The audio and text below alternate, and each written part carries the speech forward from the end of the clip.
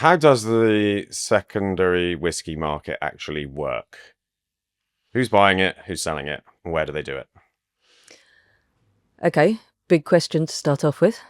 So basically, the secondary market it's the only difference between the primary and the secondary market is that it's not coming direct from the agent. So in that sense, it's not a huge difference. And in fact, retailers might pick bottles up on the secondary market and sell it through their shops. It happens behind the scenes a lot. All it means is that there are bottles that have gone into private hands and often traders between the distillery and the agent and the end customer. So in that sense, it's not. It's a big name for something that's just goes on anyway. What's different now, I suppose, is that with the boom that's happened in whiskey and other spirits prices, but really mainly whiskey, is that more people have viewed the secondary market as a place to make money. So wait a minute, if I buy this now, I can sell it later for a bit of money. But also it's become a good place for people to pick up bottles that they used to like, can't get hold of anymore. So there's two things. There's this perception of the secondary market as a place of money making, but it's also, if I want to pick up a bottle for a tasting, or I want to compare Highland Parks from every decade, for instance, if this is not something that I can pick up easily at the local shop, so I need to go through auctions, traders, and pick them up that way. It's always existed, I guess, but it feels like it's really picked up in recent years with auction sites. I guess, how would people have in the past, going back 30, 40, 50 years, have gone about acquiring these things? Were there clubs that existed, or obviously there's no internet? So how was whiskey exchanged on the secondary market going back? So whiskey has always been always had been quite a niche hobby, just about as cool as train spotting. I think it got that sort of niche within the niche, which is old and rare whiskies. And that's, if you think of hobbies as a pyramid, it gets more and more smaller group as you get along. What's happened is that more people have become aware of the whiskey's cooler, for a start. And that's widened the pool of people interested in whiskies. Also, the democratization of everything through the internet. So now you can pick up a whiskey that you want directly through an online auction house, and you're not waiting for one of the big players to allow you to have one of those. It used to be a small group, comparatively small group of collectors and traders exchanging bottles between them. And it really was, there were specialist groups, there were miniature collectors, where it was really, this is talking about the 90s, 2000s. This is how Raj and Sukhinder started, I think, isn't it? Yeah, Sukhinder was a miniature collector, which was very fashionable. That's what you did at the time. And I remember I was in the whiskey trade already, and we would get people. There was such a huge split between miniature collectors and bottle collectors. People would come in. I worked in Milroy's of Soho. I was a buyer there, and we used to do bottlings before it was cool. And people would come in with their laminated folders showing us which ones they already had and which ones they were looking for. This was, this was a hobby that existed for a long time, but it was less visible, and you needed to know where to buy things. And for instance, the big players, the big collectors or the big traders, they might go into an auction that you or I might not even know was happening. And there'd be 2 or 3 people, they'd have lunch beforehand, decide who was going to bid on which ones, and then go in and do it. So it existed, but not like we see it now. Now I can go online and see, actually, I want that.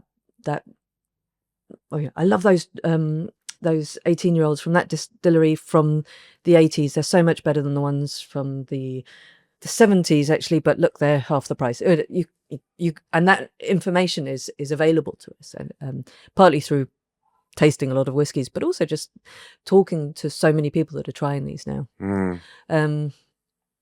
So the interest in old and rare whiskies has always existed, but it's just in the same way that whiskey interest has grown. This is an interest that's grown as well. Yeah. And then there is the money side of it as well. Clearly, there's a lot of money to be made on some of these bottles too. When you kind of look at online auctions, how would you sort of split out the demographic between people who are sort of buying as an investment and people who are buying to drink? If you are interested in whiskey, and we're talking specifically about whiskey, but it can happen with other spirits as well. If you're interested in whiskey, you know when the new releases are coming out. You know which whiskies you like. You know which distillery is probably going to be. You know the people that are telling you, I've tried this one, and it's awesome. You should get it as well. So you're in that circle of conversation. If there's a whiskey that you've tried and you really like, it's a limited edition, you want to buy a few of them because you know it's going to run out. Buy one to drink, buy one to keep, buy one to sell. That's the old model. With people realizing that that's actually, you don't just need to drink it, you could just keep it and sell it, and in fact that turnaround has got shorter and shorter with some bottles. It has attracted, again, more people. I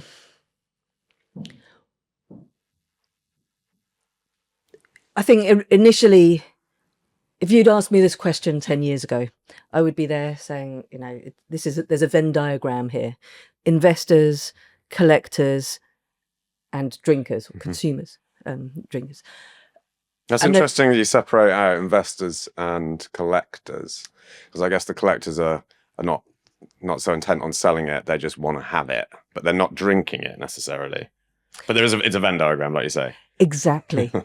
And that's the interesting thing. There are people that just want to buy it, put it in storage, have no interest, tell me what I should be buying, and then I'll sell it when the price is up.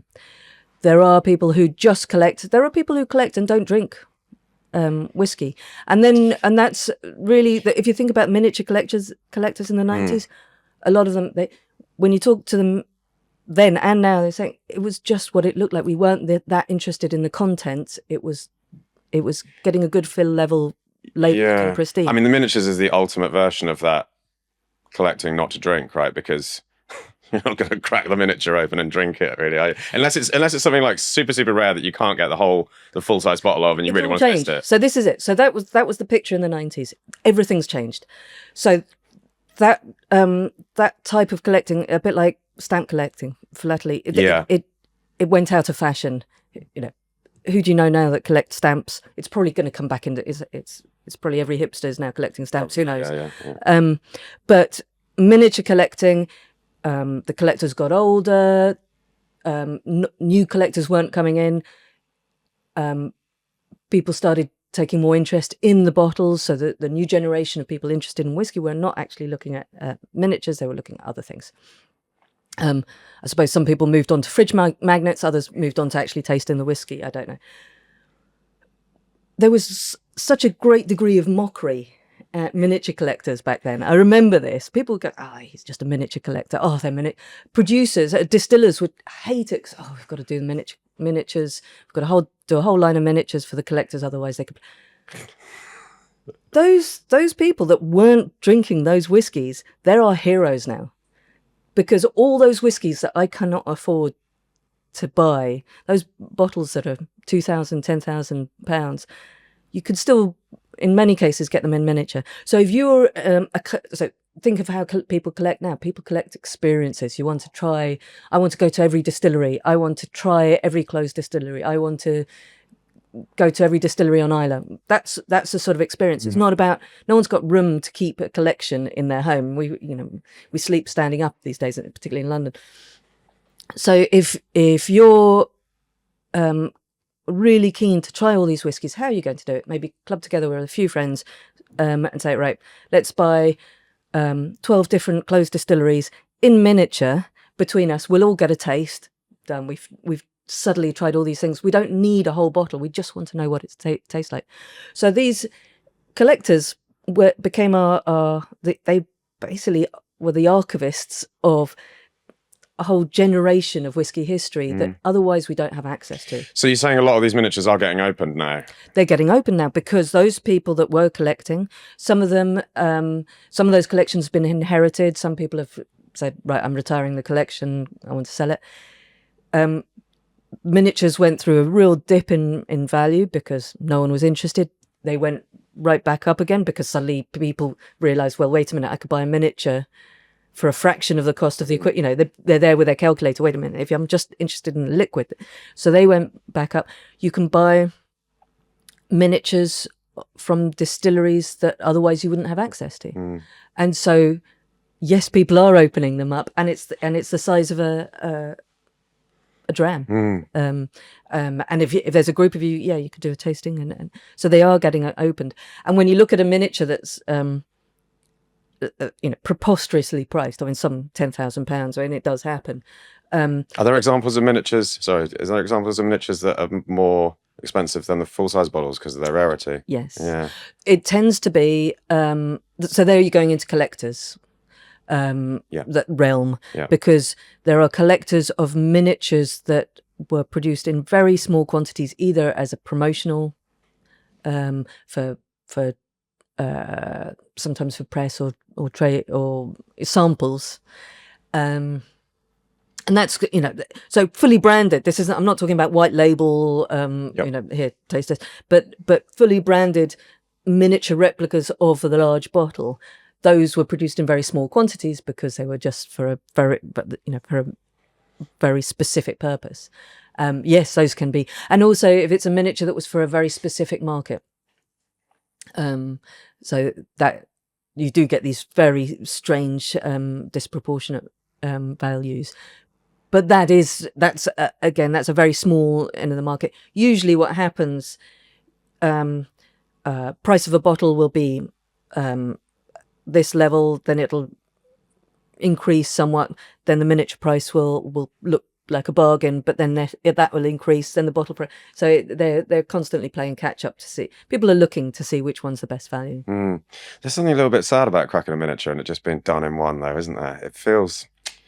I mean, in a way, I suppose you could look at it as being sad, but also as being very special too, because this thing's going to get deleted immediately. You know.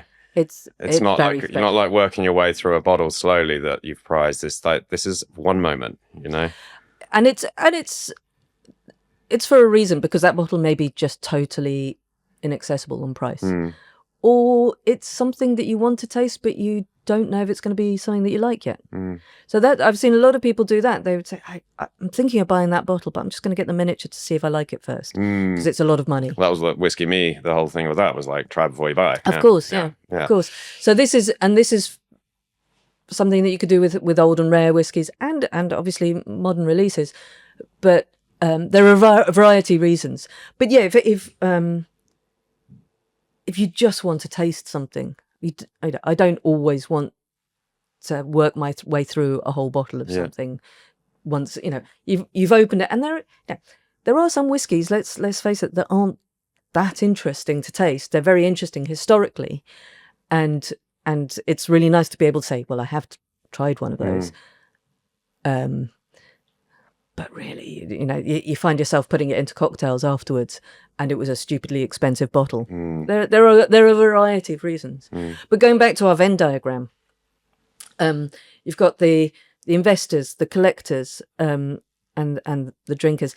That Venn diagram that I used to describe, and I used to think of the world as a buyer. As a whiskey buyer for a retail group, I'll be there going, all right, I need these for these people, these for these people. That's changed. And maybe it was always a little bit different, but now it's sort of stretched out, and I realise that collectors really do want to taste. You don't have those collectors that don't drink. I'm sure I'll be proved wrong. There'll be the exceptions, but that's not what's happening. It's people buying because they understand what they're looking at, and that's where the overlap is. That the picture has changed. There were investors when the market absolutely boomed a couple of years ago. There were people that were just I was saying, no, these people, they're not just buying for no reason. They love whiskey as well. Turns out, no, there's all sorts of WhatsApp groups where they're just saying, buy this one, sell it on the 6th, and so that was going on as well, which was causing all sorts of peaks and troughs in the market. They've moved on. They found that they've moved on to Bitcoin, whatever it is. That doesn't seem to be happening. It's just everything's sort of leveled out now. How do you think distilleries, bottlers, should sort of approach the secondary market, knowing that, especially when they've only got small allocations of expensive stuff, that it's likely to get snapped up by investors and then flipped? Do you think there's any sort of responsibility of distilleries to manage better where the allocation is going or what is happening to those products afterwards? Do you think that they should even care if the whiskies are being opened and drunk? I suppose my answer to that question again has changed. I mean, there's a lot about what has changed over the last 20 years here, and it's really interesting. When I was buying for a whiskey specialist, a retail group, and for trade, so on trade, and my argument was that I should get the entire allocation because I was distributing more broadly directly to the right people. I think the brands themselves, though, the person on the other side would always be saying, well, we're trying to make sure that we're being fair to everyone. What I would then realize was that the market wasn't big enough at the time. So you might have a bottling, say, of 500 very special, limited edition, very old whiskies, and you could see that the distillery was being very careful to be really fair. There were really only half a dozen buyers for those who were just going around to each of the retailers and snapping up their allocation and waiting for the price to go up. So there was a problem then. It's not like it used to be brilliant and now it's gone downhill. Yeah. Now there are more people in the market, so more retailers, more traders, and more customers, more end customers. But there are also just proportionately, there are just as many people who are just thinking, well, I'm going to buy this not to drink, but to keep and see what happens. So there's a problem. So one way of responding to that, for instance, if you think of Diageo special releases, they used to be £100, £200 on release a few years ago. There was a steep incline in pricing, and that was as a response to looking at what was happening in the secondary market. So what happens there? You're saying, well, I'm going to cut them out. Yes. Does it work? Is it the right response? Who knows? I looked and that was probably one of the first. But look at Macallan; they put out these releases with an extra zero every time. No one's telling them to stop because everyone keeps buying them. So, what can you do to respond to that? Then there are bars, specialist bars, who might say, "You've got to stop doing this. Can you just do a limited release for us?" So that we can actually have something in the bar that you can't get elsewhere. And what I've seen happen is even the bars, it's expensive running a bar, so even they start flipping them. So it's a really difficult situation. Yeah, and I guess one feeds into the other one. When I get, you could say, like, let's say Diageo special releases, for example, £150, £200 a bottle. There's an argument that maybe they were too cheap. Perhaps not. I don't think so. But then when they start doubling, tripling, quadrupling on the secondary market, Diageo then obviously start putting the prices up. So the next release of Bordeaux is like £1,000 a bottle to cut it out. But then that has the effect of then the secondary market responds, but it goes even higher, right? Because it's still in a limited amount. And so it's like a kind of cat and mouse. It just keeps escalating. It does, but then we've seen that there has been there is a limit. There is a limit, and that does happen. So I have always used a sort of a mental graph in of what happens to a price of a bottle of whiskey on release. So it starts off at whatever price, and I'd say price point. So the brand will decide this is the price point that the market can bear. This has nothing to do with value. This is to do with, I suppose it's part. They will perceive what value, what they can get away with, exactly, or what value they think will be will get the right response. digestible. Yeah. The market then will decide what the value is, but it's and there's a lot of thought that needs to be taken at every point in it when you're working out so a 3-year-old whiskey and a 12-year-old whiskey and a 50-year-old whiskey each have a perceived price point on the primary market, so on a supermarket shelf or in a bar or in a specialist whiskey shop. There are some whiskies that will then become really valuable because people taste it and decide it's awesome. That happens, and it's not always obvious to the people producing it that they've done this. And you might make a spectacular whiskey, but if it's just a 12-year-old whiskey that you've bottled for a particular market at a certain price point, you've decided the price before you've produced the whiskey. It may be that you're quite happy with it, and if you're constantly producing enough to supply that market, that will stay stable.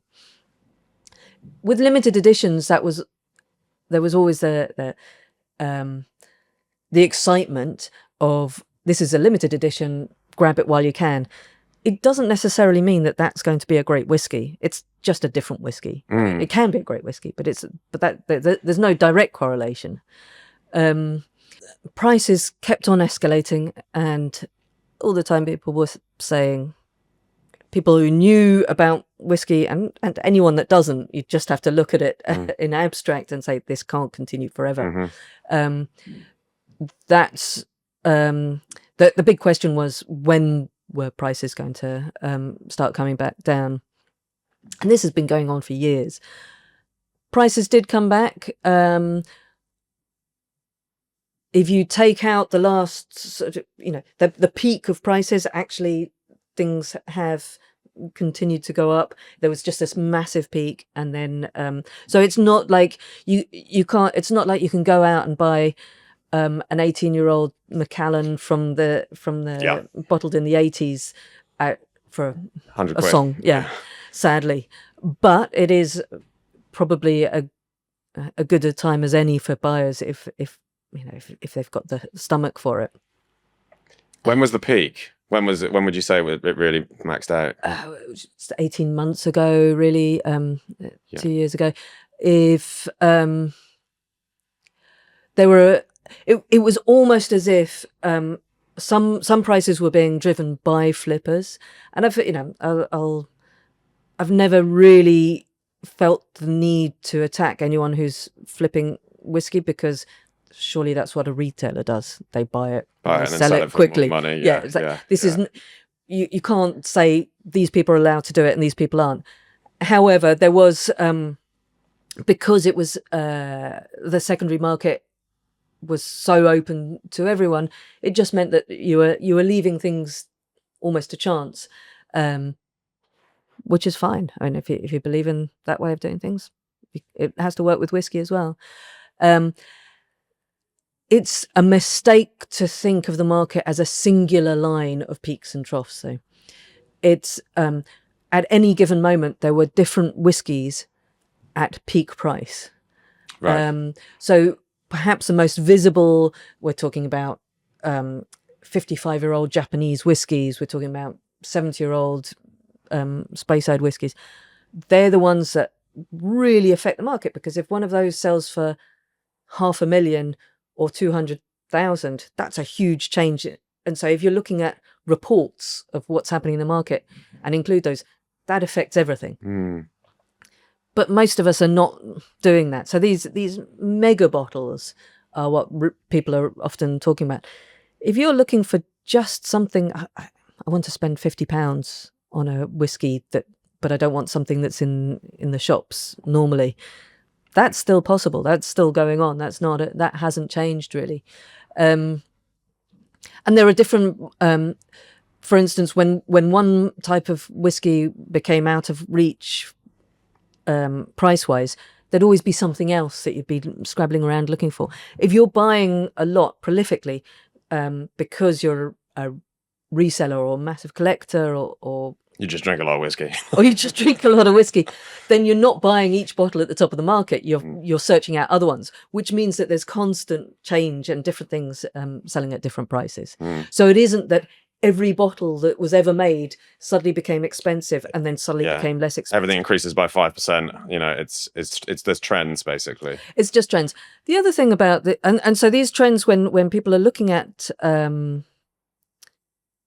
trends in the market, quite often, if you're trying to put the data together, you might put together all of Speyside whiskey or all of Islay or all whiskey at 21 years old, or you might group them together and try and get a clearer picture rather than bunching together all whiskey, and that still doesn't give you a very clear picture. I remember years ago seeing a report that had been produced saying that the price of Macallan had softened. Those were the words. And at the time I was a trader for a company where I was buying and selling Macallans, secondary market, primary market. We had lots of people drinking it and consuming it and collecting it. And I could tell them, I would say, Macallan prices haven't softened at all. I know this. I'm on the front line. I can see that's not happened. So I looked at the report, and they'd been very careful. They'd taken Macallan out of the general report. Not only that, they'd narrowed it down to 18-year-old Macallan. So so they were looking really specifically. Yeah. And the problem with this is that Macallan gets released at every year, and there are some that are more desirable, some that will sell for £100, others will sell for £5,000. So if someone sees that one of these top quality, top price bottles is sold on the market, they're going to say, wait a minute, I'm going to sell mine, this is great. So then suddenly the lower value ones go on the market. So you get these peaks and troughs just because people themselves are following the market. So you actually have to do a report of specifically just the 1983 release, just that would be the only way to get a clear picture. And of course that's preposterous because you don't get that many. Well, there's no report really then at all, is there? Because it's just everything with its own value, Exactly. And actually now with so many online auction houses, those sort of reports are easier to put together, but people don't, because it's still not that easy. Yeah. For instance, using the same example, a Macallan 18-year-old released in a particular year may come to auction 3 times in as many months and then not for a year.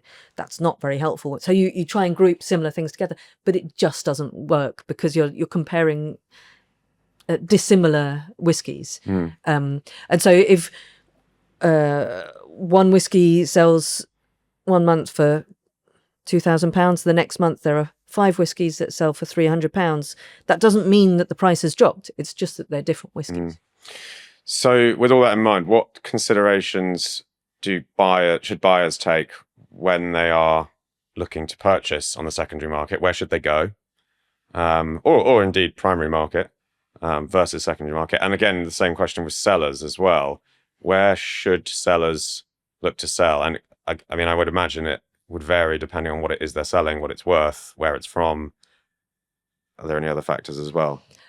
So my advice is really boring, but always buy and sell through a reputable seller. What's a reputable seller? So a seller that is not messaging you on Facebook Messenger out of the blue. So Facebook, I would say Facebook is the equivalent of buying a whiskey in a pub. Or down a back alley. Yeah, down a back alley. That is the equivalent. That's some geezer, someone saying, "I've got this great whiskey," and it's the same for buyers and for sellers. If someone's saying, "I'd like to buy this whiskey," you could just be just as likely victim of fraud that way. There's a great story. A story I remember. A fellow was selling a 21-year-old Van Winkle, sold it, got payment. The buyer then claimed that it was a fake, quite publicly. The seller was saying, well, I can't believe that because the way I bought it, but tell you what, I'll take it back. Don't ruin my reputation. Got it back and received a fake in return. So you see, there's fraudsters have all sorts of ways, clever ways of doing it. Yeah. Buying a reputable seller is someone that's every jurisdiction has rules and regulations. I think in the UK we're lucky because we have more rules and regulations and they're quite easy to adhere to. So yeah, don't buy from some bloke in a pub or the equivalent. There are some sellers that I trust more. I'm not going to go through a list, but it's not all necessarily obvious. Do your own homework. Traditionally, auctions had the caveat emptor, which is buyer beware. We're selling this bottle. We reckon it's fine, but if it isn't, it's not our fault. You bought it. Should have done your research. That was the old school way of doing things. I think with the rise of specialist auction houses, and the fact that more and more people were buying without having specialist knowledge, there became like pressure to. There became more pressure to actually authenticate bottles. Also, with the number of auction houses there were, it was becoming more and more apparent how many fakes there were on the market, and auction houses felt the need to at least check a little bit. In truth, not every reseller is as expert as they believe themselves to be. And also, quite often they're marking their own homework. So you should be, every auction house should have someone external checking their bottles. Many do, many don't. Because just for the play, it's not to do with the level of expertise. It's having methodology in authenticating bottles. So at Whisky, we have a very, very prescribed way of authenticating bottles. There's nothing. I don't have anyone on my team that goes, I could spot a fake a mile off. That phrase, which I've heard so many times from experts, is one that that just doesn't happen. So there is no assumption from anyone in the team that they can judge a bottle without having gone through a very detailed set of processes, because your heart should be nowhere near it. It should just be method. When I was running an auction, I would have someone outside my team just coming in and giving a second opinion on anything where we needed a second opinion. Not because I didn't have the expertise within the team. It's just I needed someone who wasn't thinking, yeah, but this would be this is so valuable. It would be such a shame. They should just come in and say, it doesn't matter to me whether this sells or not. I just need to know that it's genuine. And so that's what Whisky does. We've set up this service because it didn't exist. I want to get into the fake stuff and understand a bit more about who's doing this, how they're doing it, and what to look out for. Just to finish up on the options for buyers and sellers, there's quite a few different online auction sites now. There's also kind of more traditional big name auctions like Sotheby's, where there's expensive stuff goes through. Is there anything else to say about if I've got a specific product, let's say it's Speyside Scotch versus a Japanese whiskey versus an old bourbon, should I be looking to sell in one more than another? And I mean, obviously I'm not asking you to pick favorites exactly, but is that a consideration, or are they kind of, besides the sort of checking side of it, are they much of a muchness? There are different auctions that will specialize in different whiskies, partly by accident, partly because they'll have put their focus there. Yeah. The best way to look at it is see what prices they've achieved in the recent past. By recent past, I'd say within the last 12 months. And you might find that there's huge variation between auctions. You might find that certain auctions just haven't got a track record with them at all. You might find that huge disparity in prices. So that will help you make your decision, basically. You can usually just Google, can't you, like auction and then whatever it is you've got, and it'll normally pop up with anyone that's made a sale of that, and then you can compare the prices, right? There are, because there are so many auctions now, there are third-party services which will give you reports as well. Some of them you have to pay for, some of them for basic information. You can just get a bit of information for free. You can contact us for a quick question about where should I sell this one bottle. We'll just give you the information for free.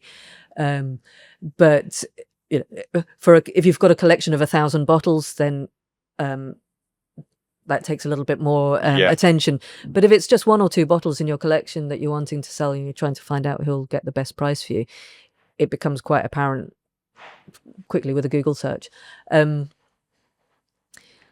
was interesting. I did I was at a whiskey tasting event in Manchester, and what I was finding was that people that were attending, though it was mainly people from Manchester and the surrounding areas, a lot of them were very loyal to local distilleries, not for any other reason than, I suppose, you like to look after things that are happening on your doorstep, but also they're a bit more familiar with them. These are distilleries that they're becoming, they're going to tastings, they're trying them, they go there on a day trip.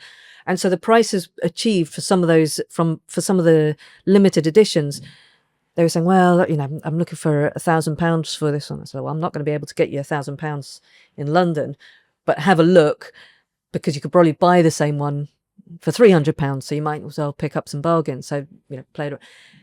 Then what would happen is the market would increase, because you've got people from a different part of the UK buying, and suddenly the prices start leveling out. And that, because the market, you know, we think of it as a huge market, but really at an auction, it's only 2 people. You just need 2 people to be interested. If there's just always comes down to 2 people in the end, doesn't it? It does, exactly. And so that really can affect the prices. So that's why I was saying, look at recent prices, because what happened 18 months ago may be very different to what's happening right now.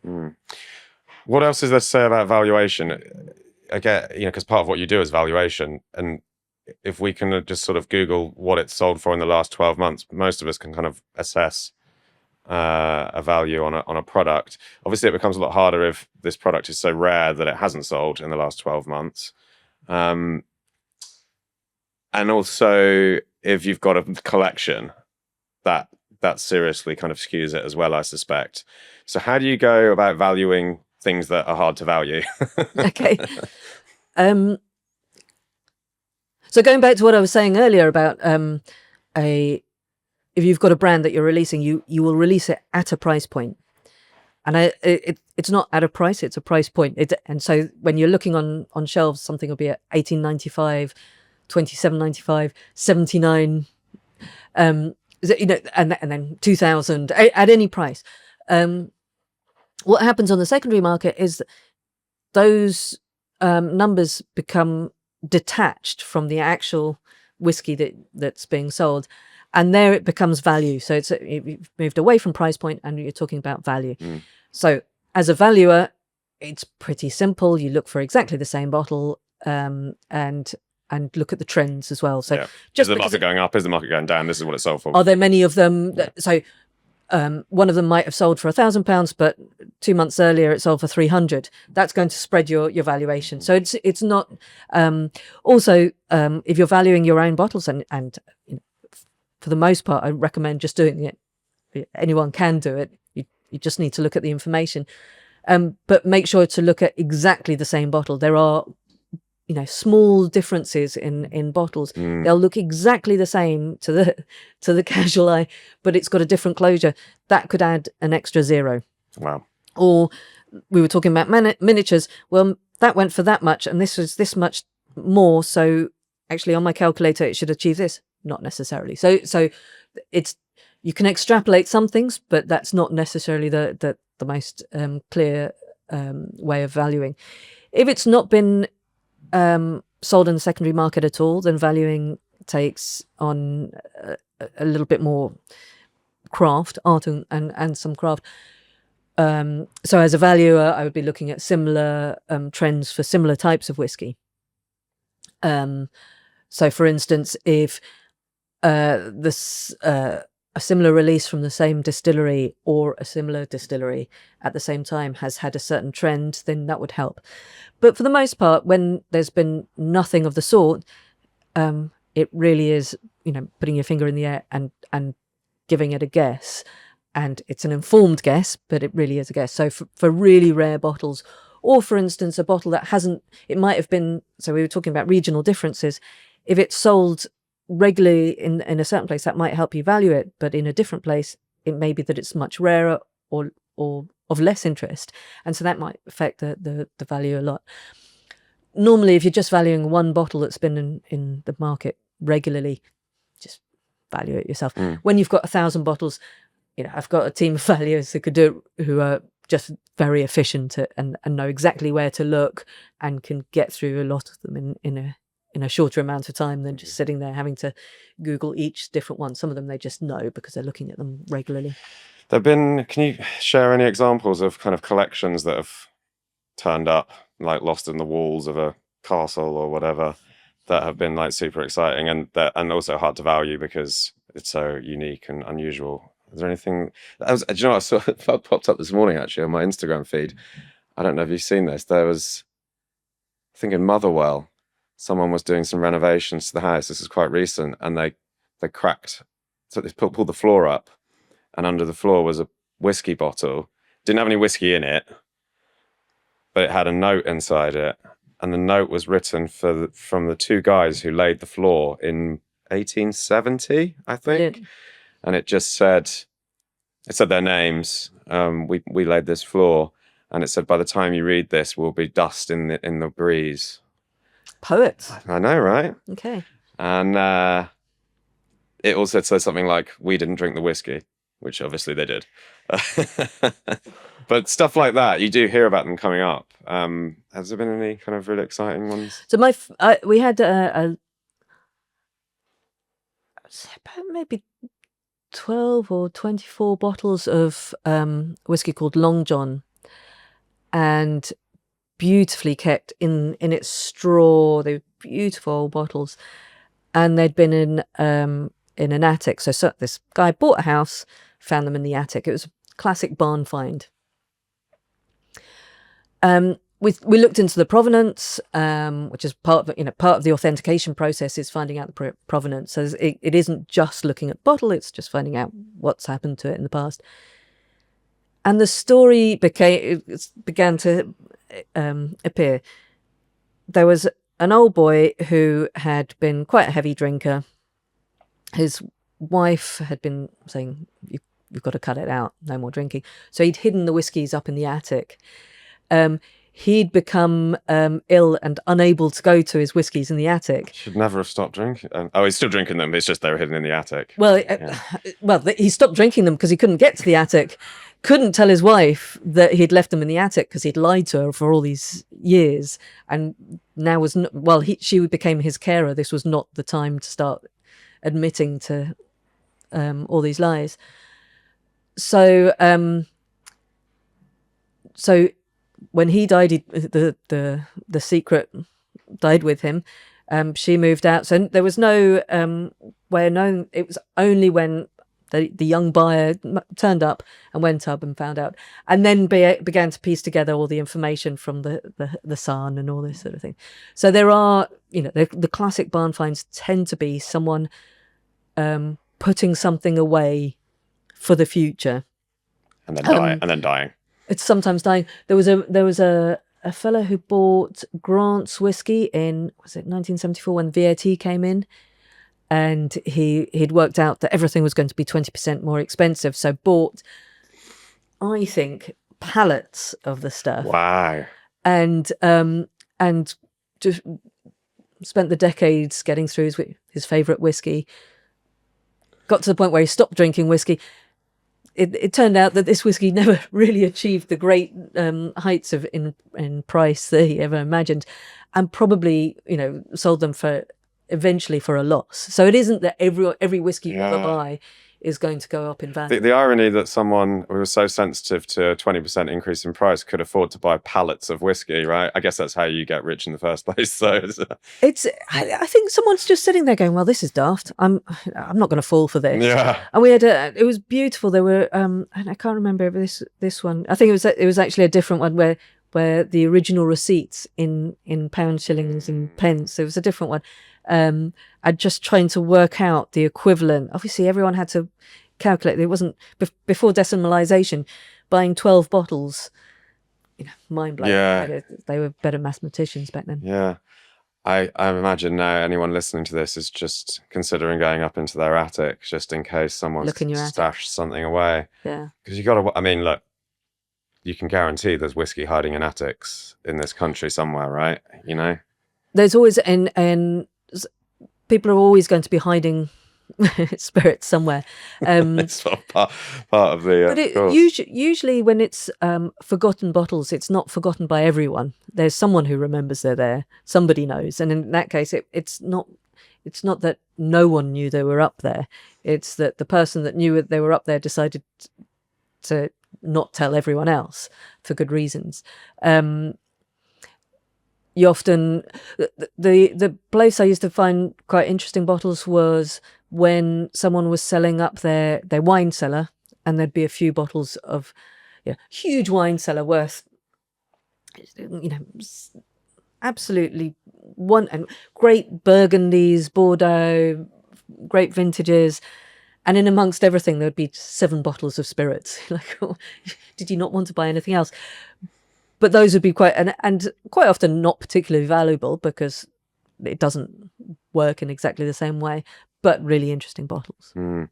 What's some of the most interesting bottles that you have sort of passed through your hands that have like had a story behind them? Do you know what the story behind the bottle is? The bit that's so when you're in a bar or in a shop and you're talking about a whiskey that you're trying to maybe sell to someone, or you're there as a punter and you're trying to choose something, the story about how it was produced, where it was made, what they've done to it, that's fascinating. That's this is what affects the flavour.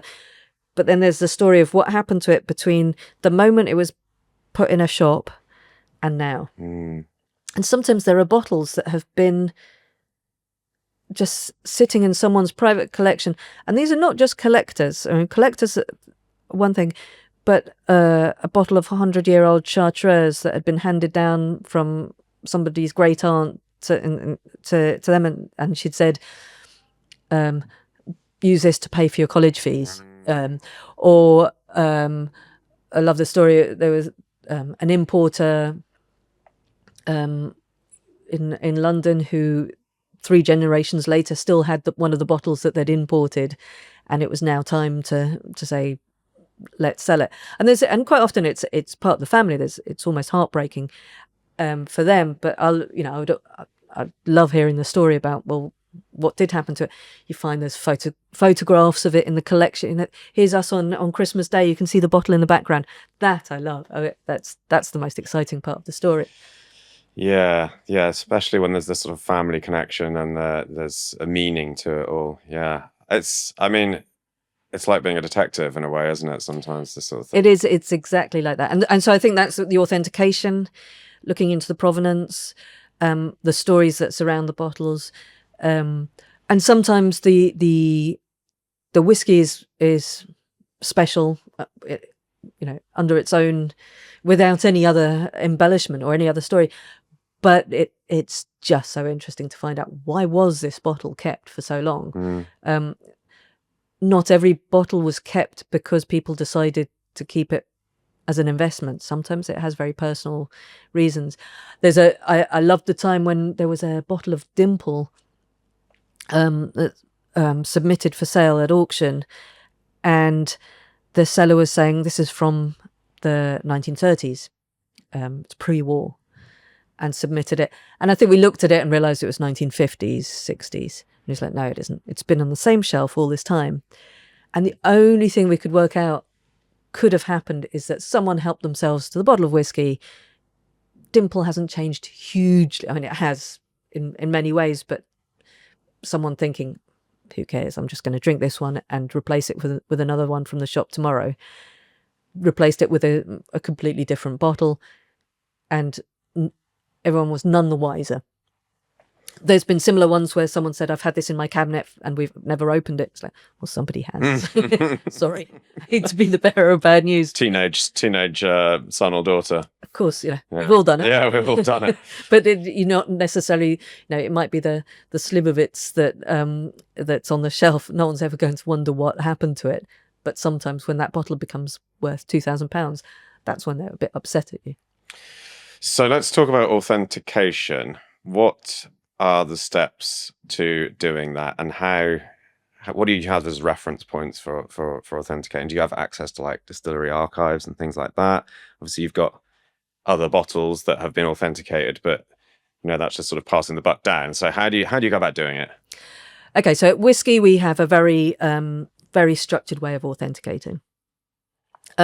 We have for instance, some of the examples, you compare like with like, that's probably the classic.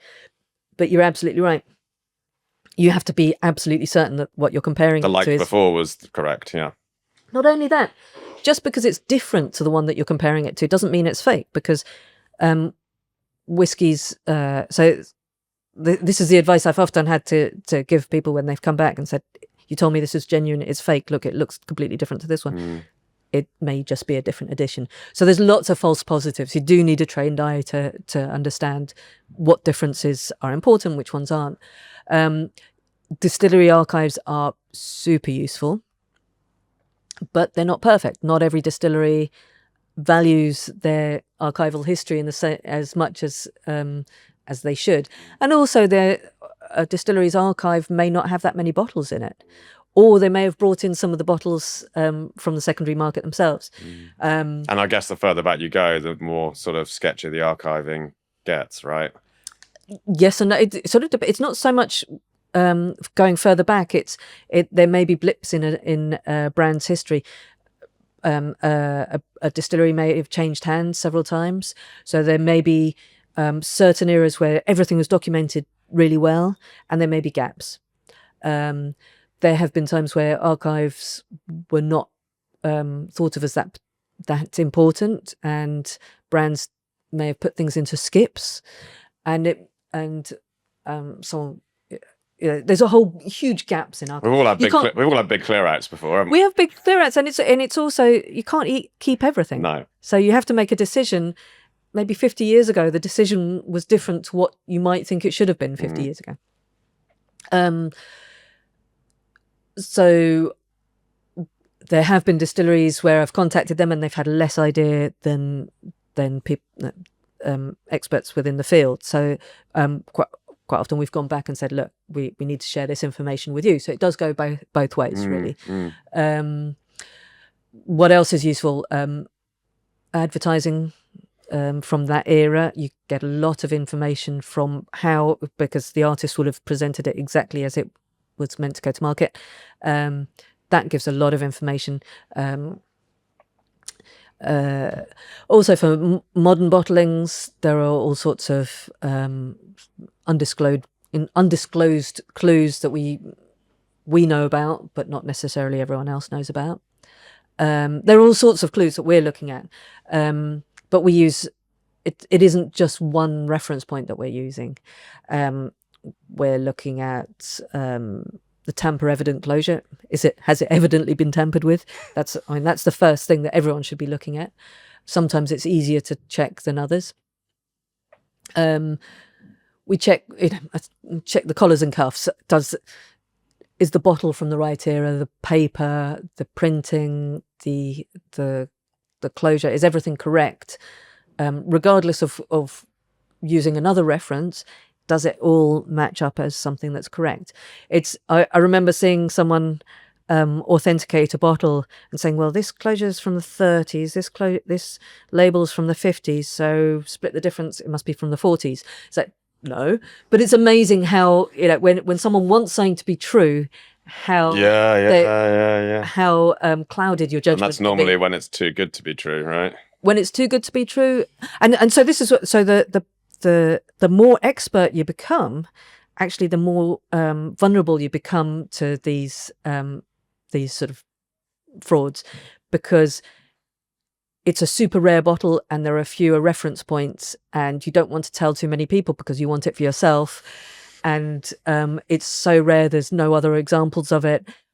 You know, there should be a sort of red light flashing at this point, but that's exactly the point where you start ignoring those signals, because it could be genuine. Okay, so closure, inspection, looking at the labels, obviously checking the design, bottle shape. So it's all kind of visual stuff. Do you go even deeper into sort of analysis of the paper or chemical analysis of the liquid? Can you even do that without getting into the bottle? Is that something that... There are also, so there's certain types of analysis of the liquid you can do without going into the bottle, and yes, you can do those.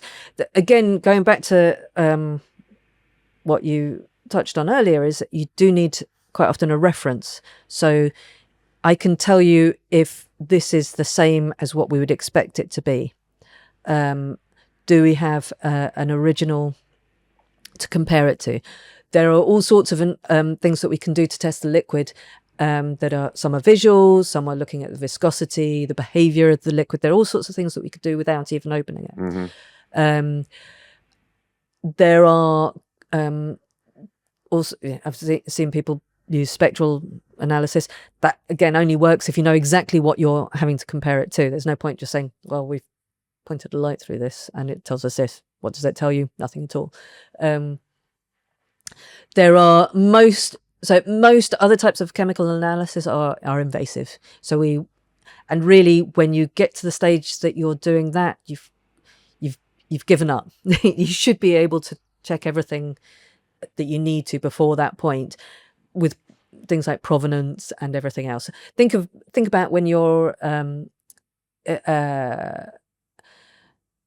if someone was trying to authenticate or date a piece of furniture, you don't need to chop it up into firewood to do most of the checks. You are basically looking underneath it. If you're looking at a vase, you don't smash it up and say, I'm just checking the what sort of glaze it is. There are all sorts of checks. It's not that one thing is necessary above all others. However, there are some cases, and normally if you're using some form of chemical analysis, it's usually because someone along the line is trying to prove a point. It may be, for instance, when we've worked with the police needed to prove that what we were saying was correct, and so we looked at, okay, well, if you did this test, this is what it would tell you, and that would be helpful here. Not all tests are looking at the radiocarbon dating. It's very useful on recent bottles. You can give it date within sort of 3 years, but pre-bomb testing, because that's what you're really comparing to, the range that you're comparing, you could say, well, it could have been from that date, might have been 50 years later or 50 years earlier. Yeah. Not that helpful, but you're not ruling out that it could have been from that date. So quite often there's a combination of tests. There are some tests that you can do without opening the bottle, but each chemical test is only going to give you one answer to one question, and that may not be a question you need to ask at that point. Really, there's most of what you need. I've got. I remember I used to be told, "Well, you've just got to taste it. You know, you don't need any chemical tests. Just taste it." So, but I don't always want to. You know, if you think there's a problem with it, don't taste it. You know, that's the last thing you should be doing. So there are so many different ways of authenticating bottles. That's exactly the point. We're very process driven. So it's not sort of tub thumping alpha collector. I know about authenticating. And also there's just sort of going off in different direction. But just because you've caught one fake doesn't make you an expert on catching fakes, and that's the trap that people fall into. In my old office, I used to have a wall of whiskies and spirits behind me, which was great for Zoom calls and just a reference.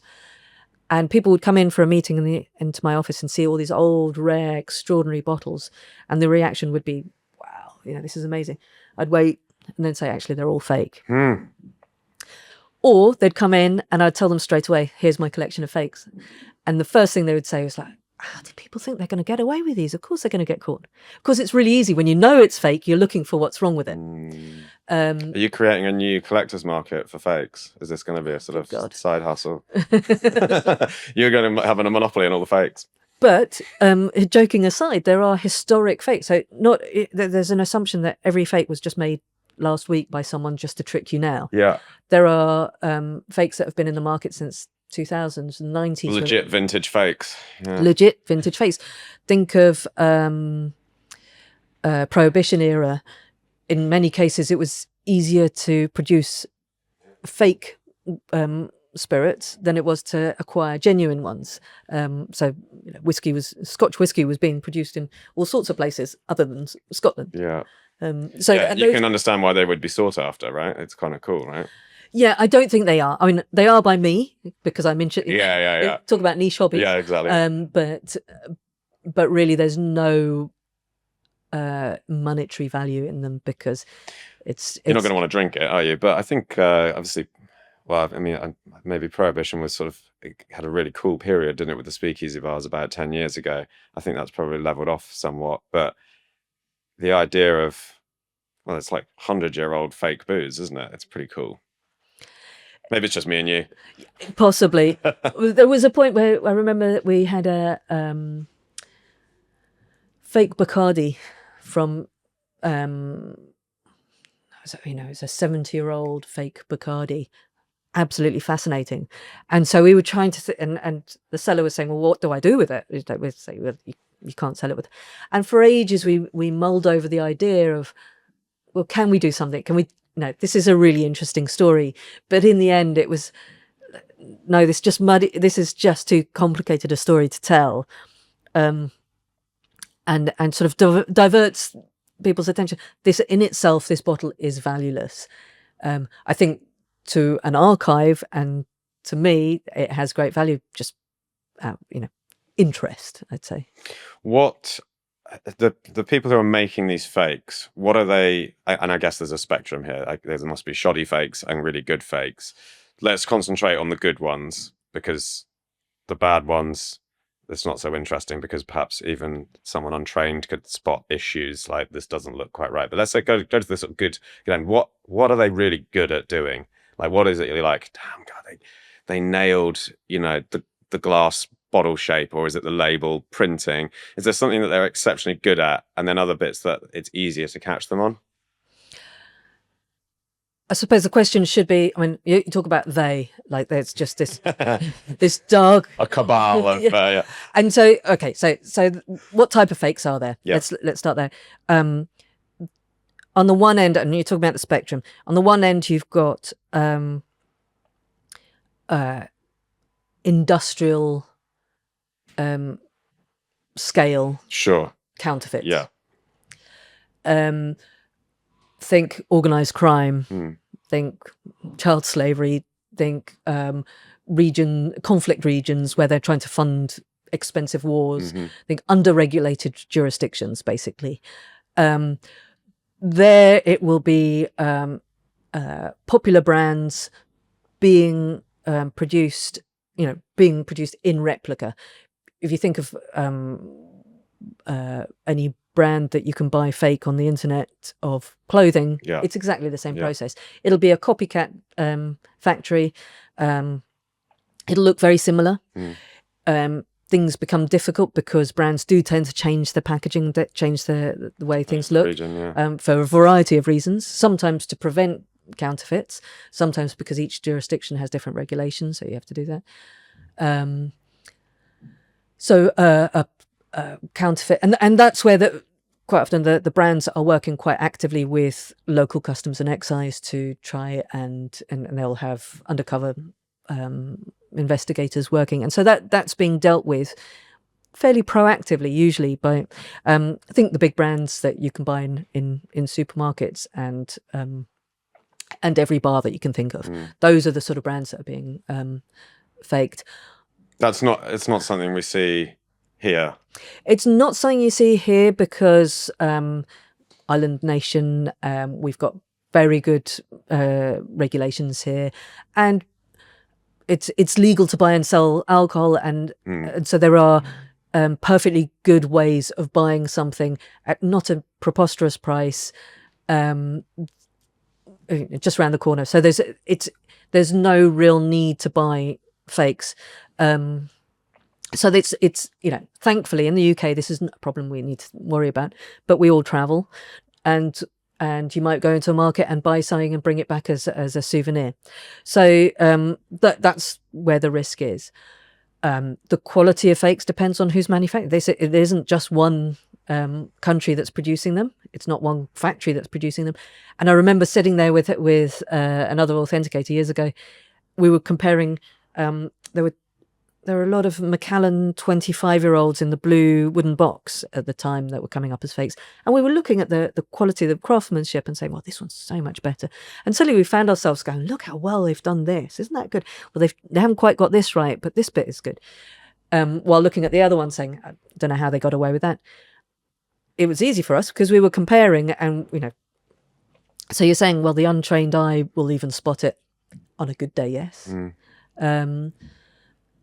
It may be that in some circumstances they've never seen or tasted what the original should taste like. They've got no reference point. Yeah. No reference point at all. They taste it. They think that's what it's supposed to taste like. I remember seeing a well-known blend, and it had a sort of a counter, sort of anti-tamper-proof top, so that you wouldn't, so bars wouldn't refill it. Yes. The fake bottle had reproduced that same little internal closure, this little plastic insert, and then made exactly the same. The only difference, we opened it up to have a look. When you poured it, it just went everywhere. So, they'd made it absolutely perfect. When we looked at it under UV light, the glass was different, the label was different, all sorts of things were different. But to the naked eye, why not? It was a litre bottle. I hadn't seen one of those for a while.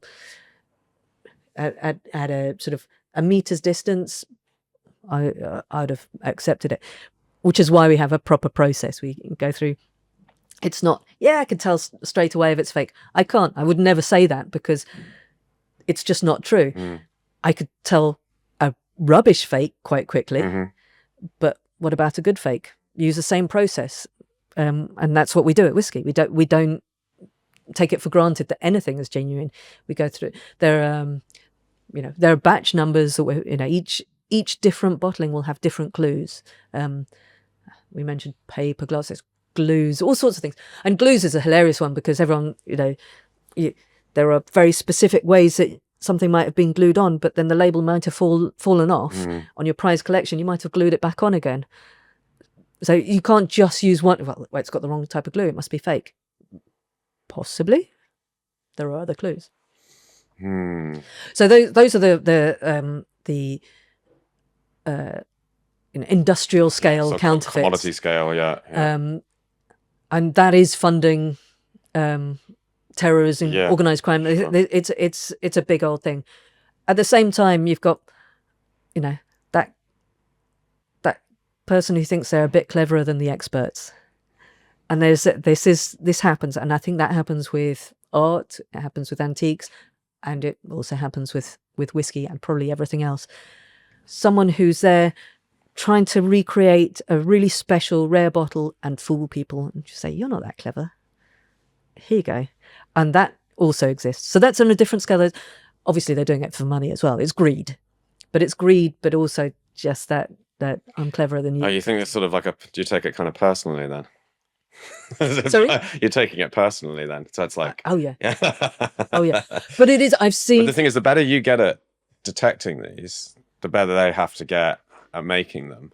Yeah. So you're in. So you never want to claim you're the fastest gun in the West. No, you don't. You don't want anyone to test it out. Yeah. So it's true. It's difficult, and some bottles are more difficult to authenticate. And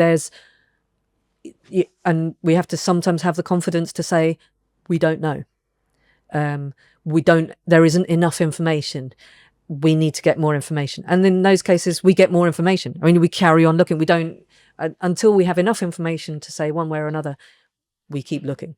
So in those situations, you must be talking about a very convincing fake, if it is a fake, to the point where, at least sort of initial examination, you're like, not actually sure about this. This looks like it could be legit. How would someone? I mean, how do you imagine someone actually goes about achieving that level of quality in a fake? Why are you asking, Tristan? Just taking some. You're asking a lot of questions here. Okay. So if you're asking me how you should fake a bottle, well, I'm not asking to get it past me. Well, no, I'm not asking for step by step. I'm wondering what you think the sort of process is. Okay, I'm asking how you do it. Okay.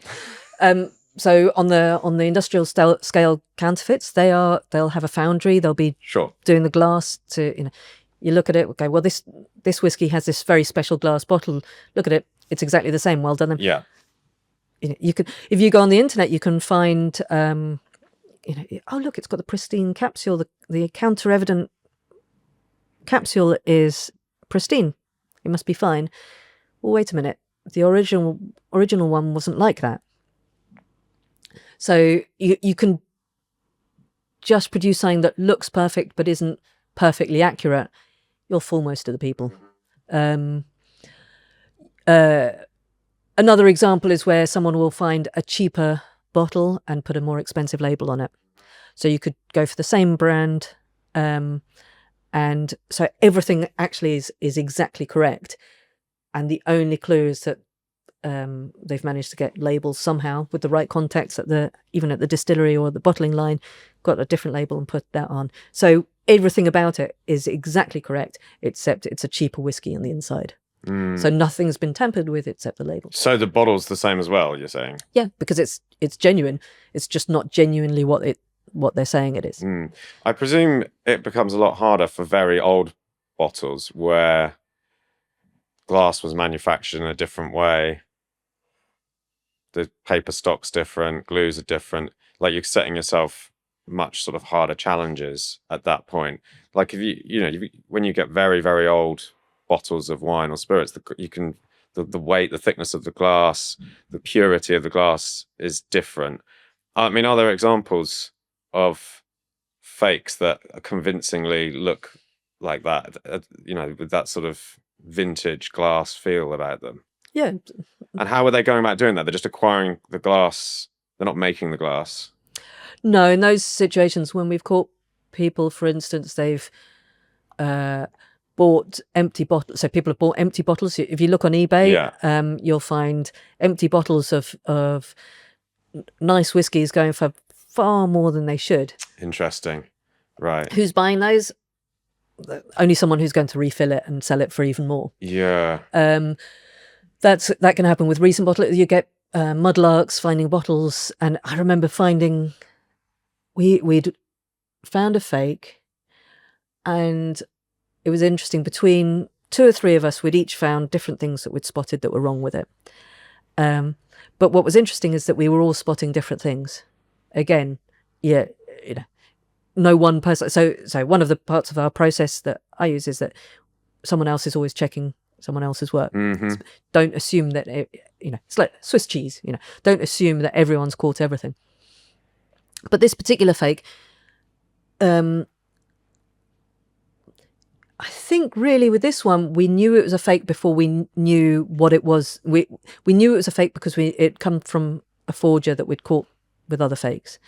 So we knew that we were looking for something, and it took us a while to find the clues because it looked superb. And gradually we realised that actually this bottling never existed, this batch number never existed, and all the things like that. But one thing that we realised afterwards was that there was a strange sediment at the bottom. What it was a muddy bottle and they'd never quite got rid of the mud at the bottom and just filled it up. So there's a little bit of dirt that was still there. It had been found on some beach. And so someone looking at it, well, it's an old bottle. Of course, you're going to get sediment. Not like that. Not like that. So there's a, so, oh, wow, there's sediment. Does that mean it's genuine, or does it mean it's fake? Neither. It's just another thing that we're looking at, and we're looking at the type of sediment and the behavior of the liquid. So again, talking about chemical analysis of the liquid, a lot of that you can do by eye. You just have to know what you're looking for. You mentioned that it was a sort of forger that you were aware of or that you knew of. Now, presumably you don't know who this person is, otherwise they would be in jail. So this particular example was someone that we actually caught. We got arrested, and but no, he's not in jail. He's on the run. If any of your viewers, listeners, can find him, do tell the police. So this is someone that we caught forging. He'd obviously been forging for some time. We spotted spotted his unique style. Yeah. So elsewhere. So what was the unique style? What's his trademark move? So he had a few different ones. He was buying cheap gin, vodka, and whiskey, and then filling it into more expensive bottles, and then refilling them. So the classic refills. But he's got to get the closure. He was getting them pretty good. Yeah, they were pretty good. Once we realised what his techniques, we started spotting what things he was getting wrong, and so it became easier to find them. Anyone who opened the bottles was then finding that actually all of the whiskies tasted quite similar. Those really rare special Japanese whiskies tasted quite similar to the really rare special old blends that he had, and different colours. So he was using spirit caramel to change the colour. He was doing all sorts of things. As it turns out, on quite a huge scale. So was he buying empty bottles and refilling them? Yeah. And in fact, the first clue we got was someone contacted us saying they'd sold an empty bottle to this guy who'd asked really, really nicely, said he just wanted it for decoration, and then he'd spotted it, exactly the same bottle. It was a really old, rare liqueur, actually, and seen the same one again. Now it was filled. And so he started looking at everything, and I went through hundreds of bottles that he'd submitted and realised that one by one I could find examples of those empty bottles had been sold on the secondary market elsewhere. Wow, and we're talking hundreds of bottles sold. Hundreds of bottles. So we caught him quite early, and then managed to recall all the bottles. And the main reason was, I suppose, one part is it helps that each sale was in the public domain, so you could really track the history of things on empty bottles included. I went public with this when we caught him, because we realised we've got to make sure everyone knows about it. Clearly, there were other bottles that he had put on the market. We could see them on other retailers. So, I go back to saying that retailers sometimes sell secondary market bottles. We could see those, and sometimes I'd get calls from them and say, "Oh, have you bought from?" No, absolutely not. No one wants to talk about it. So it was quite a difficult decision to make. And we say, no, we really do need to go public with this. There's no question about it. Sort of jumping about a bit, but we went to his home because when the police went to arrest him, they looked at this vast sort of cottage industry of bottles, all on display, looking absolutely pristine, and say, we don't know what we're looking at. You need to de-authenticate them. So we went round, and at first we were looking, well, these are good. This one's fine. And it took us a while to start realising, get your eye on, yeah. And they're all beautifully merchandised. He obviously had people coming around buying them, and he's selling them from the place. Yes. Yeah. And then underneath his this beautiful display, they're all on boxes and with cloth. Pull the cover back and realise here are all the empty bottles. the tack strips, the closures. We had corks floating in alcohol just to keep them moist. There was spirit caramel to get the colouring. Everything was there. These shrink closures. The guy was pretty prolific. This was something that was on. He'd got accustomed to getting away with it, which is why he tried us. So and he'd scaled it, and even he's making a living out of it, right? Is he making a lot of money out of it, do you think? I think he'd have been better off getting a proper job. Honestly, get a real job, mate. Get a real job. I mean, yes, he was making enough money for it to be worth his while to do. I think there was a lot of him. There was greed, and there was the wish to deceive. Yes, that in combination, getting one over other people. If you think about any job you've ever done, how do you get pride in your work? By producing quality results for your boss or the public or whatever. Here is someone who's getting pride from his work by deceiving people who think themselves experts. There's a nastiness about that. And yes, he was making money. Which is probably like any sort of con artist. That's probably a necessary trait, isn't it? You've got to kind of enjoy deceiving and doing people over. I think to be doing. If you're just doing it for the greed, and you probably the morals would get in the way, right? But I think there are better ways to make money. I mean, like, hey kids, don't do this. There are better ways of earning money. I think so. I think it's that wish to deceive is really important. If you're looking at industrial scale counterfeits, there are different motivations. Yeah, sure. I'm sure there's crossovers. There are other examples of fakes where someone there were a few that came out. 5 years ago, which was a bottling of a well-known whiskey that had never existed. So it was a completely invented edition, limited edition. And you're, I've not got that in my collection. I've never tried that. I'll buy it. Yeah, that's kind of clever, isn't it? Because then there's obviously no reference point.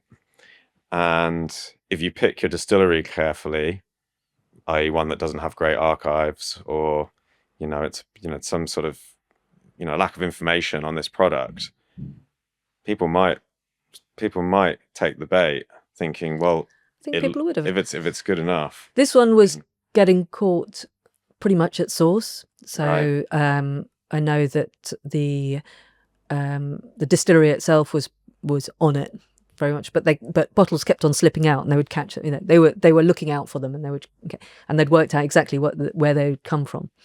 Can you give me some examples of fakes that have kind of slipped through the net and sold for crazy money, and then only to be found out later on? Shit. So there have been whiskies that have slipped through the net. Usually it goes through cycles. Each generation of whiskey enthusiasts has to rediscover it for the first time. So there's some famous Macallan fakes from the 90s that keep turning up. Still in circulation. Every time I see someone's collection of Macallans, if you're a prolific collector and you've been collecting over several years, you will likely have fakes in your collection, particularly because that collection may not have come up for sale for a long time, so they just sit there, and they will resurface when that collection comes up for sale or hits the public. So that's one very natural way of those same fakes turning up again. I think classic story was in around 2000. Macallan bought some beautiful ancient Macallans from a private collector. Macallan themselves bought it. Macallan themselves bought them. And they had one from 1841, 1851, 1861, and was 18. I can't remember dates. 74. Anyway, each one beautiful, theatrically wonderfully beautiful bottles. Rather than selling them on or doing something, what they did, which was quite clever, they opened them up and got some tasters to analyze it, and they produced a replica of each one. So the packaging, the label, the flavor profile, everything was a perfect replica, and sold them for, I think at the time, about £100, which Well, maybe it's around that. Very, very quickly, those replicas became clear to everyone, possibly except Macallan, that those original bottles that they'd bought were fakes themselves. The replicas were genuine Macallan in the style of a fake. Oh, wow. Those replicas, beautifully packaged, because they looked at every detail and replicated the detail on these fakes, but modernized them so that with the modern labels, so for the market. So you have to there's certain legal things that you have to put on labels at different stages. Those bottles, despite everyone saying, but wait a minute, you're basing these modeling on on a fake, yeah, were really popular. So they carried on selling them. They look great. They're great I've never heard whiskies. this before. That's hilarious. It's hilarious. So they were trying to make a whiskey that tasted like some fake whiskey someone else had made. Exactly. And it was and not only that, everything about them was made up brilliantly. Those bottles, they're called the Macallan Replicas. They're still on the market. For years later, Macallan was still selling them because they were popular. And not all of them. I guess maybe they had lots of stock and they weren't actually producing them anymore. But now, those on the secondary market, you can still buy them, and they're collectible in their own right. Because what a brilliant story! It's a great story. Yeah. It's a great story. Yeah. And the thing to remember is those whiskies are genuine. They are genuine Macallan unlike the originals. Yeah. Unlike the originals. And what I remember, I think from when I read the reviews of people who tasted those original fakes, they're saying, fascinating, these whiskies.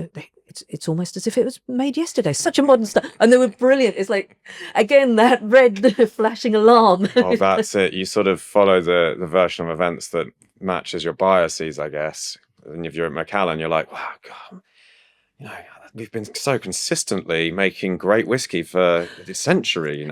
Funnily enough, that they taste quite different to what you would think of. They're less heavily sherried, but that would be perfectly legitimate. I mean, if you try any distillery that's been going a long time, if you look at the style going back, whiskey is a commodity, really. So you're using whatever's affordable at the time. It's not that. And I don't want to pick on Macallan, but they're a well-known and amusing example. But any distillery will have changed its style. So when people are saying, oh, I want to make it just like they used to, Brora is a great example. Yeah. New distillery, we're going to make Brora just how it used to be. Well, which type? So I'm told that, and I might be wrong, that they're producing some in each different style that Brora used to produce. And not all Brora was delicious, by the way. So some was. So that's it's based on a replica of a legitimate authenticated whiskey. I was at this is just, you can cut this bit out. You're going to need to cut this bit out. But I was at a concert yesterday. Don't want to cut it already. This has got nothing to do with whiskey. I was at a concert yesterday, and it was early music, classical, with Baroque style, and they were explaining that they try and use instruments from that era. So this is an 18th century cello. This is a 17th century violin. This is this piano is a copy of one from 200 years ago. But it's a perfect copy. And actually, of all these instruments, he was saying that the piano was the most authentic, because 200 years ago, they weren't using 200-year-old pianos. So this replica was the most authentic from it. Yeah. It sort of leads us into cocktails. That's because they're quite interesting, aren't they? Obviously, old cocktails are of a specific time when they're created.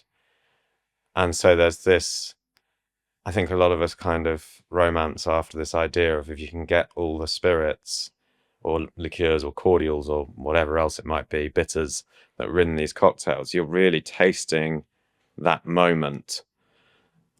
But I'm always questioning, because liquids do change in the bottle, don't they? They evolve in the bottle. and you see fill levels go down, don't you? And so obviously something's happening there, something's leaving the bottle. What have you done a little bit of work with vintage cocktails and that sort I of stuff? love working with vintage cocktails. So I've got privileged access to finding old liqueurs and spirits. Some spirits, once they're in the bottle, are almost, and depending on the type of closure and the production techniques, there are some examples where it's almost they've been preserved in aspic. There is nothing that's you are time traveling. I'd say that about certain whiskies with certain types of closure where it really feels like the ABV hasn't changed at all, the level hasn't dropped. There is nothing that it's been well stored. Nothing has changed. You are stepping back. What sort of closure would that need to be? So there's certain types of some screw caps. There have been where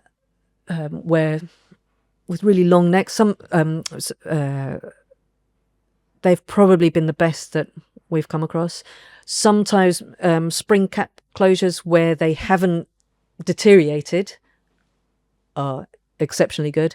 Where they have deteriorated, unfortunately, they've added a little bit of rust to the whiskey. Usually, where a whiskey has had a cork closure, then it will have evolved more because you've got interaction with it with oxygen more. But what about heat and light? Because that can have an effect, surely, even on a closed bottle, and you don't know for sure. Even just say you've got a screw cap closure, you don't know if it's been subjected to excessive heat or light. Absolutely. So it helps. It helps if you know the provenance. Yeah. Again, that's really one essential part of authentication. Sometimes you can tell exactly how it's been stored because if it's covered in, if the whole bottle is yellow, then it's probably been in a bar where everyone's been smoking. We forget that everything was yellow for decades before smoking ban. If one side is bleached, or you can see where the dust is on one side, so you can see if it's been lying down or standing up. Contrary to popular belief, you don't need to leave them lying down. You actually want to leave them standing up. If the level has dropped, like you mentioned, that would indicate that there's been more evaporation, and that will have affected. So there are clues. And again, most of those clues you can tell just by looking at it. Sometimes when you open it, you can tell straight away that there's, the alcohol's gone, for instance, it's been evaporated. Yeah, I guess my point though is that it could have been subjected to heat, let's say, for example, and you wouldn't necessarily have the clues to indicate that. And so you can't guarantee, just based on the closure and the fill line, that this spirit's going to be great when you open it. It might have changed in the bottle. Is that correct? Yes, but there's also clues when you look at the bottle to see that whether it's been subjected to heat. But you're absolutely right. You don't, especially if something's been around 50, 100 years. So I think like, we're talking about attics. Attics can get pretty damn hot in the summer, right? And so if something's set up in there all the way through the summer in sort of 30, 35 degree heat. So I would work on the assumption when I'm buying an old or rare vintage bottle, I would work on just the presumption that it has been subject to all of these things, and then work back from there. Guilty until proven innocent. Pretty much, because most people will have, if they've just got a small number of bottles. The one example of bottles that turn up on the secondary market is often doctors. Think about how much someone might want to thank their doctor. So those, not all doctors drink, and not all doctors drink what they're gifted. So they'll have a collection in a drinks cabinet, and that will have been in that drinks cabinet pretty much from the moment that it was produced until now. Yeah. So you can pretty much know, okay, well, this has been at approximately this temperature most of the time. Probably not in direct sunlight, but in a fairly steady, warmish temperature. So you can work these things out. It's not all guesswork. It's not a total mystery. Often. It's not a total mystery. Yeah. So some spirits are more stable than others. If it's higher strength alcohol, it's going to be more stable. Something that has fewer natural volatile ingredients is going to be more stable. Liqueurs tend with natural ingredients will evolve more quickly than liqueurs with all So for instance, the liqueurs that are being produced now are not going to evolve in the same way as their equivalents from 50 years ago. A 40% ABV whiskey will be a little bit more vulnerable to fluctuations than cask strength whiskey. So there's all sorts of, I mean, these are just examples. So there are things that there's amongst old and rare spirits whiskey enthusiasts, there's a thing called OBE, old bottle effect, and that takes into account all the things that have happened to it in the intervening years. I would argue that what's happened to it in the intervening years is most pronounced depending on what went into it in the first place. So, for instance, I think when Pax Ret, this sort of sweet wine, it was allowed to go into whiskey, that's probably evolved quite quickly compared to something that's really quite purely distilled spirit. But you're absolutely right.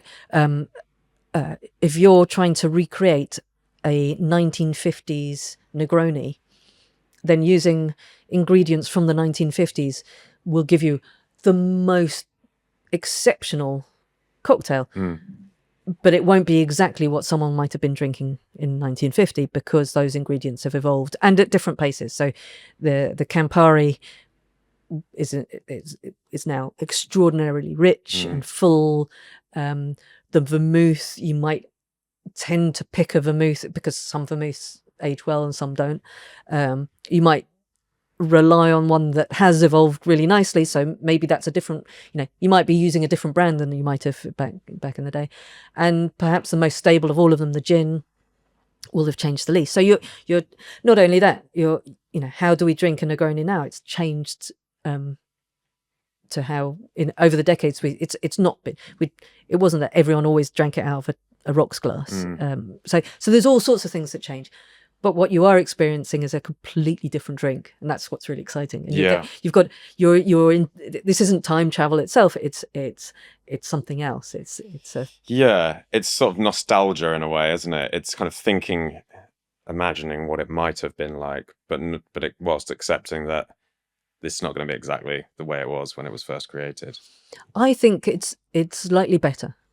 So it's not just nostalgia, and there's nostalgia part of it saying, isn't it amazing that I'm drinking a bottle that would have been drunk by my grandparents?